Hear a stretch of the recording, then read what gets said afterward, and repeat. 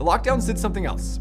They wreaked havoc on public health. The report stipulates that an additional 53 million cases of major depressive disorder and 76 million cases of anxiety disorders were caused by COVID. Now, as the world is finally opening up, we're beginning to get a picture of just how dangerous, and in many cases deadly, those lockdowns really were.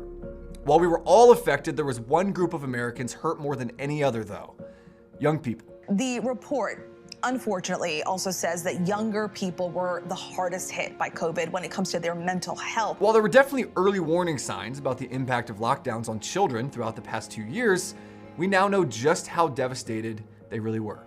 For example, one batch of data released from the Centers for Disease Control and Prevention, aka the main federal authority that charted America's approach to lockdowns, revealed that the number of emergency room visits for suspected suicide attempts rose by 51% among teenage girls in 2020 alone. 51%. Remember, that was when lockdowns were most strict.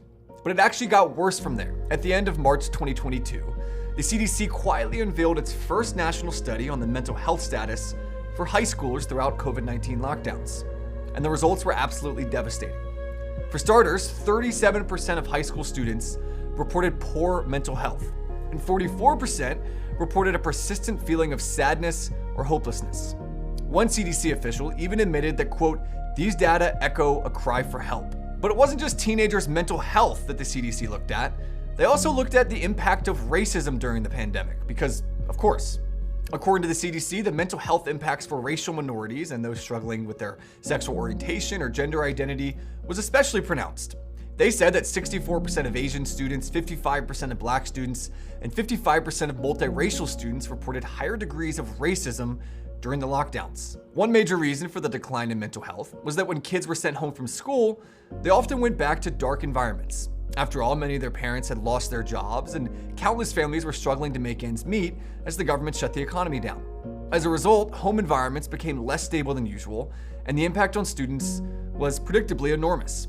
55% of high schoolers reported emotional abuse from their parents, including being sworn at, insulted, or otherwise put down.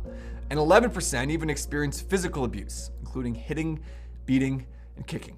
Mikkel Fetterman died in April after being hospitalized for weeks with severe bruises, a skull fracture, and a brain bleed. My parents hit me constantly and sometimes lock me in the garage at night with the rats. Additional risk right now is kids not having access to the safety and security of schools, daycares, organized activities. And back in April 2020, the National Sexual Assault Hotline revealed a 22% increase in monthly calls from people under the age of 18. That meant half of all incoming calls were from minors. That's the first time in the entity's history that was the case.